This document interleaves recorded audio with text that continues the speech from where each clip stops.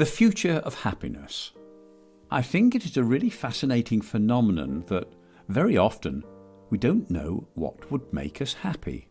Very often we strive to achieve something only to find out later that it brings little to no joy to our lives.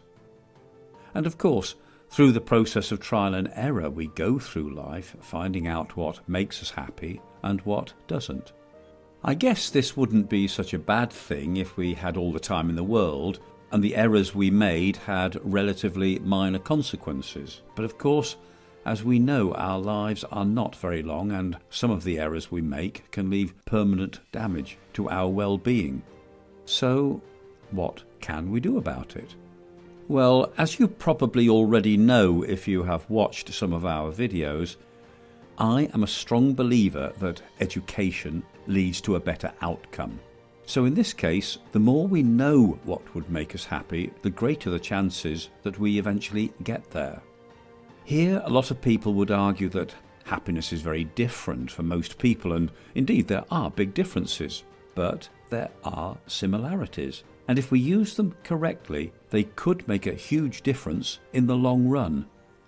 Just as people have a similar but not identical anatomy of their bodies, I believe we have similar but not identical anatomy of our psyches. For example, all people have blood vessels on the hearts.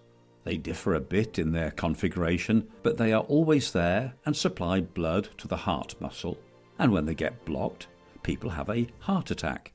In the same way, we need certain mechanisms in our brains in order to function and be happy in society.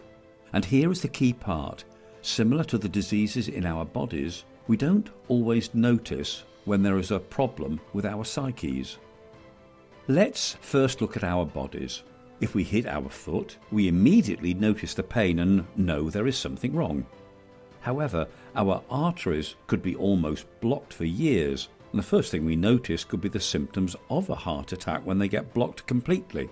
The same way when we don't have money, for example. Now, our mood is bad because of money-related problems. It is very easy to find the source of the problem and try to fix it.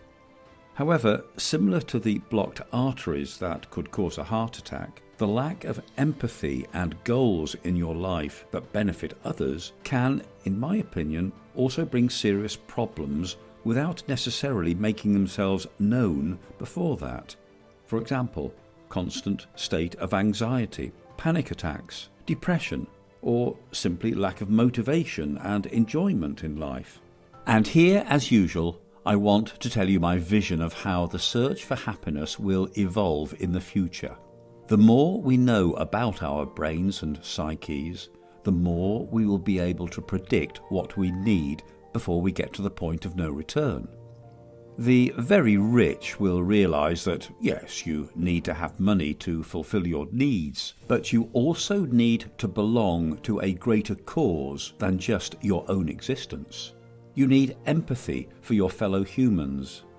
And if you neglect this part, you will simply live a less fulfilling life because you cannot decide what your brain needs, just like you cannot decide whether or not your arteries get blocked when you eat fast food every day. The example I like to give is that happiness is like a fire. You need paper and small sticks that burn fast to start the fire. Those would be the things you can quickly buy with money.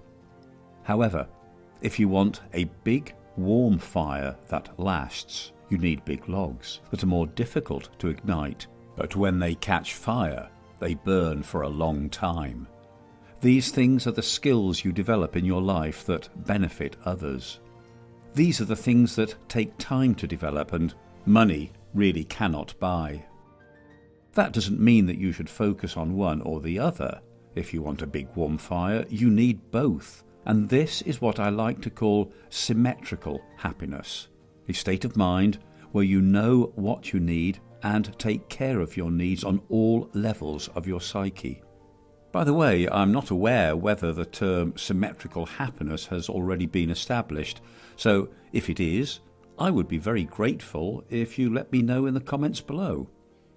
Anyway, if we have managed to brighten your day a bit, give us a like, so that the YouTube algorithm will be happy.